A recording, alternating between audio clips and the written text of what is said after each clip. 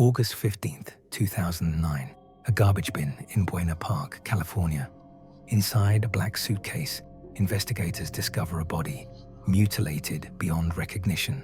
No face, no teeth, no hands, no hair.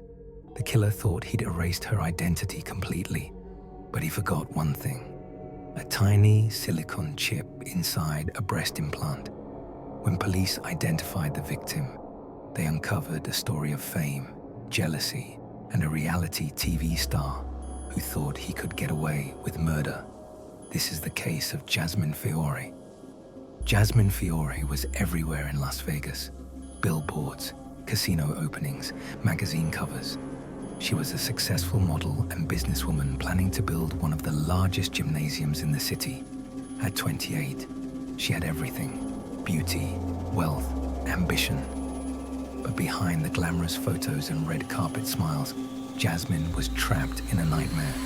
Her husband, Ryan Jenkins, was a rising star on reality TV. In the early 2000s, reality shows exploded across America, competitions where ordinary people became famous overnight. VH1's I Love Money was one of the biggest, bringing back contestants from other reality shows to compete for a massive cash prize. Ryan Jenkins won $250,000 on the show. He played the charming gentleman, romantic, sensitive, lovable. Viewers adored him. Girls fell for his act, but it was all a lie. And when Ryan met Jasmine in 2009, that lie would turn deadly. They met in Las Vegas after Ryan finished filming. He went to celebrate his reality TV winnings and spotted Jasmine at a theater event. The attraction was immediate. A whirlwind romance followed, then a shockingly quick marriage. Within weeks, they'd moved to Los Angeles together. That's when Jasmine discovered who Ryan really was. He wasn't the sensitive gentleman from TV. He was violently jealous, controlling, paranoid. He accused her of cheating constantly, even when she was just talking to friends. One incident reveals how dangerous he'd become. Ryan suspected Jasmine had thought about speaking to an ex-boyfriend. Just thought about it. He flew into a rage, hit her, and threw her into their pool. Jasmine reported it to police, but Ryan had connections in law enforcement. The case was quickly closed. No investigation, no charges. The abuse escalated. Ryan exploited her fame and business contacts for his own gain. His real goal became clear: control her money, build his own empire, become one of Las Vegas's biggest businessmen on her success. After endless fights, Ryan's paranoia consumed him. He became convinced Jasmine was having an affair. She wasn't. But his jealous delusions were too powerful to reason with. On August 14th, 2009, Ryan told Jasmine they were going to a charity event. It would be the last night of her life.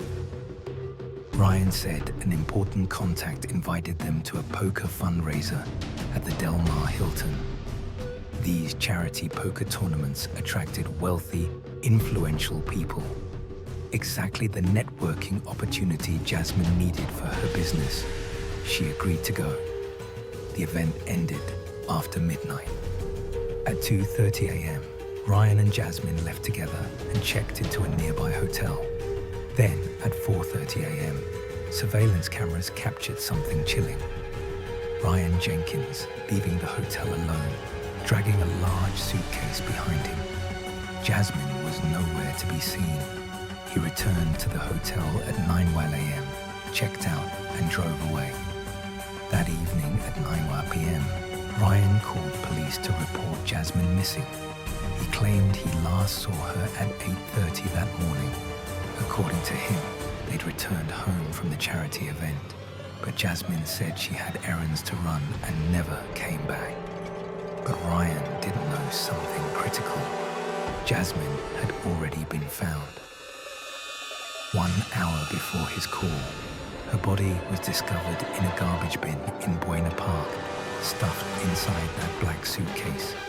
What police found inside that suitcase was so disturbing, they initially couldn't identify who she was. When investigators opened the suitcase, they found a body mutilated beyond recognition. Her face was completely destroyed, beaten until unrecognizable. All her teeth had been removed. Both hands were cut off and disposed of separately. Her hair was shaved entirely. Everything that could identify her was gone. Teeth for dental records, fingerprints from hands, hair for DNA. The killer had systematically erased her identity. The medical examiner determined she'd been strangled to death, then mutilated afterward, likely within hours of the murder. Police searched the surrounding area and found a white Mercedes abandoned in a parking lot for over 24 hours. Inside, strands of hair and blood matching the body. But they still didn't know who she was. Then, during the autopsy, the forensic pathologist noticed something. Breast implants. Modern breast implants contain silicone chips with unique serial numbers, essentially a permanent ID inside the body. The killer didn't know this detail existed. The examiner extracted the implant, found the chip, and traced the serial number. Jasmine Fiore. Suddenly, this wasn't just a Jane Doe murder case. This was a celebrity killing that would dominate headlines, and the prime suspect had just fled the country. While police were identifying Jasmine's body, Ryan Jenkins was already racing toward the Canadian border. After calling police to report Jasmine missing, Ryan didn't wait around. Even before authorities discovered the body, he was running. He rushed to the US-Canada border, rented a speedboat, and crossed into Canada, heading to his father's wife's home in British Columbia. Meanwhile, autopsy results confirmed Jasmine's identity. Police immediately named Ryan Jenkins as their primary suspect and discovered he'd already left the United States. US Marshals contacted Canadian authorities. An international manhunt began. Ryan called his father from Canada, desperate for help. His father hung up immediately, cut off all contact. Even Ryan's own family knew what he'd done was unforgivable. That rejection shattered whatever composure Ryan had left. For the first time, he seemed to understand the enormity of his actions, that he'd brutally murdered his wife and destroyed his own life. On August 20th, just 5 days after Jasmine's murder, a blonde woman in her late 20s pulled up to the Thunderbird Motel in Hope, British Columbia, driving a luxury silver car. She booked a room, paid in advance, and gave her name at the desk. Then Ryan got out of the car. They went upstairs together. 20 minutes later, the woman left. She never came back. For 3 days, no one saw Ryan. Hotel staff grew concerned and finally forced open the door. What they found inside would end one of the biggest manhunts in North America. Ryan Jenkins was hanging from a belt tied to a coat rack, dead, suicide. On his phone, he typed a note titled, "The Last Testament." The blonde woman turned out to be his half-sister. When Ryan called her desperately asking for help, she decided to book the motel room in her name so he could hide while they figured out what to do. But Ryan didn't wait for a solution. He chose death over facing justice. When police searched Ryan's home in Los Angeles, they found packed suitcases and cash, evidence he'd been planning to return from Canada, grab his belongings, and disappear permanently. So why did he kill himself? Was it guilt? Did his conscience finally catch up with him when his own father rejected him? Or was it purely fear, knowing he'd face life in prison or the death penalty? Some believe his sister convinced him to end his life rather than suffer through a trial and bring more shame to their family. We'll never know the real answer, but here's what we do know. Ryan Jenkins murdered Jasmine Fiore in a jealous rage. He strangled her to death in that hotel room in the early hours of August 15th. Then he spent hours mutilating her body, removing every identifying feature before stuffing her into a suitcase and dumping her in a garbage bin like trash. He thought he could erase her identity and get away with it. He was wrong. Jasmine Fiore's murder exposed the dark side of reality TV fame. Ryan Jenkins built his public persona on being the nice guy, the romantic, the gentleman. Producers loved him. Audiences loved him. But it was all performance. Behind closed doors, he was violent, controlling, and dangerous. And the warning signs were everywhere. Before he even met Jasmine, Ryan had a history. In 2007, he was charged with assaulting a woman in Canada, a case that was mysteriously dropped. When Jasmine reported him for domestic violence, police ignored it because of Ryan's connections. Fame became a curse for both of them. For Ryan, it fed his narcissism and gave him a platform to attract victims.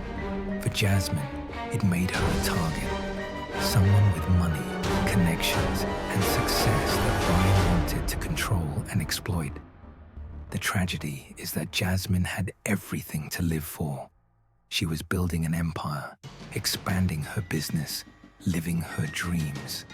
She should have had decades ahead of her.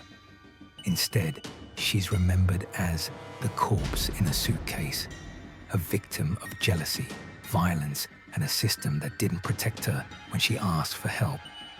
Ryan Jenkins destroyed 2 lives that night in August 2009, Jasmine's and his own. But unlike Jasmine, Ryan made a choice.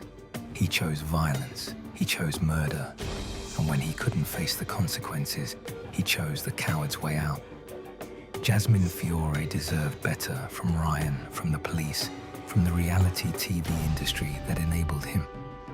Her story is a reminder that fame is a double-edged sword. It can open doors, or it can paint a target on your back. What do you think? Could Jasmine's murder have been prevented if police had taken her domestic violence report seriously? Let me know in the comments. If you want more true crime cases like this, subscribe and turn on notifications so you don't miss the next one. Thanks for watching. I'll see you in the next video.